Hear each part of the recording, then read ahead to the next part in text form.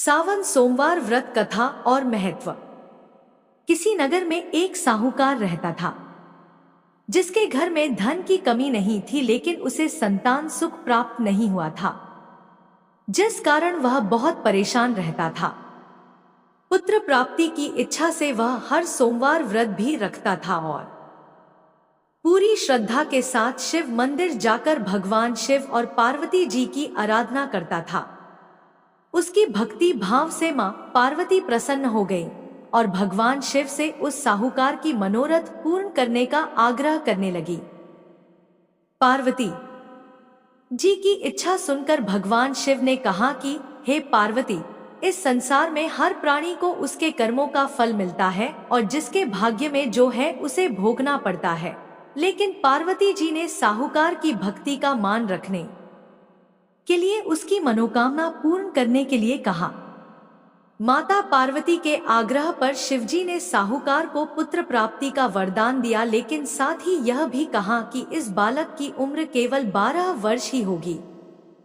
माता पार्वती और भगवान शिव की बातचीत को साहूकार सुन रहा था, जिसे सुनकर न तो उसे कोई खुशी थी और न ही दुख।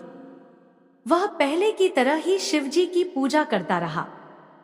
कुछ समय के बाद साहूकार को पुत्र की प्राप्ति हुई। जब वह बालक 11 वर्ष का हुआ तो उसे पढ़ने के लिए काशी भेजा गया। साहूकार ने पुत्र के मामा को बुलाया और उसे बहुत सारा धन दिया और कहा कि तुम इस बालक को काशी विद्या प्राप्त करने के लिए ले जाओ और मार्ग में यज्ञ कराते जाना। जहां भी यज्ञ कराओ वहां ब्राह्मणों को भोजन कराकर दक्षिणा देते हुए जाना।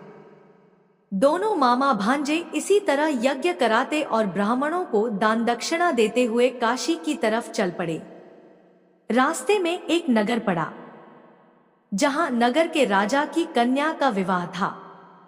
लेकिन जिस राजकुमार से उसका विवाह होने था वह एक आंख से काना था, जिसकी जानकारी लड़की और उसके घरवालों को नहीं थी।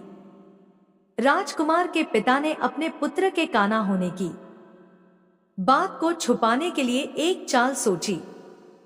साहूकार के पुत्र को देखकर उसने सोचा कि क्यों न इस लड़के को ही दूल्हा बनाकर राजकुमारी से विवाह करा दिया जाए। विवाह के बाद इसको धन देकर विदा कर दूंगा और राजकुमारी को लौट अपने नगर ले आऊंगा। उसने लड़के को दूल्हे के वस्त्र पहनाकर राजकुमारी से उसका विवाह करा दिया। लेकिन साहूकार का पुत्र ईमानदार था। उसने मौका पाकर राजकुमारी की चुन्नी पर लिख दिया कि तुम्हारा विवाह तो मेरे साथ हुआ है, लेकिन जिस राजकुमार के साथ तुम्हें भेजा जाएगा वह एक आंख से काना है। मैं तो काशी पढ़ने जा रहा हूं। राजकुमारी ने चुन्नी पर लिखी बात अपने माता पिता को बताई। राजा ने अपनी पुत्री को विदा नहीं किया। दूसरी ओर साहूकार का लड़का और उसका मामा काशी पहुंचे और वहां जाकर उन्होंने यज्ञ किया। जिस दिन लड़के की आयु 12 साल की हुई उसी दिन यज्ञ रखा गया। लड़के ने अपने मामा से कहा कि मेरी तबीयत कुछ ठीक नहीं है। मामा ने कहा कि तुम अंदर जाकर सो जाओ। शिवजी के वरदानुसार कुछ ही देर में उस बालक के प्राण निकल गए। मृत भांजे को देख उसके मामा ने विलाप शुरू किया। संयोगवश उसी समय शिवजी और माता पार्वती उधर से जा रहे थे। पार्वती ने भगवान से कहा, स्वामी, मुझे इसके रोने के स्वर सहन नहीं हो रहा। आप इस व्यक्ति के कष्ट को अवश्य दूर करें। जब शिवजी मृत बालक के समीप गए तो वह बोले कि यह उसी साहूकार का पुत्र है जिसे मैंने 12 वर्ष की आयु का वरदान दिया। अब इसकी आयु पूरी हो चुकी है।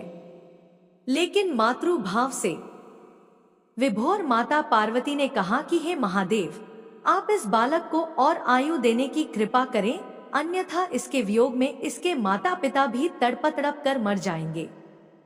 माता पार्वती के आग्रह पर भगवान शिव ने उस लड़के को जीवित होने का वरदान दिया। शिवजी की कृपा से वह लड़का जीवित हो गया। शिक्षा समाप्त करके लड़का मामा के साथ अपने नगर की ओर चल दिया। दोनों चलते हुए उसी नगर में पहुंचे जहां उसका विवाह हुआ था। उस नगर में भी उन्होंने यज्ञ का आयोजन किया। उस लड़के के ससुर ने उसे पहचान लिया और महल में ले जाकर उसकी खातिरदारी की और अपनी पुत्री को विदा किया। इधर साहूकार और उसकी पत्नी भूखे प्यासे रहकर बेटे के आने की प्रतीक्षा कर रहे थे। दोनों ने प्रण लिया था कि यदि उन्हें अपने बेटे की मृत्यु का समाचार मिला तो वह अपने शरीर त्याग देंगे, परंतु अपने बेटे के जीवित होने की बात सुनकर वह बेहद प्रसन्न हुए। उसी रात भगवान शिव ने व्यापारी के सपने में आकर कहा, मैं तेरे सोमवार के व्रत करने और व्रत कथा सुनने से प्रसन्न होकर तेरे पुत्र को लंबी आयु प्रदान कर रहा हूँ। इसी प्रकार जो कोई सोमवार व्रत करता है या कथा सुनता है उसके सभी दुख दूर होते हैं।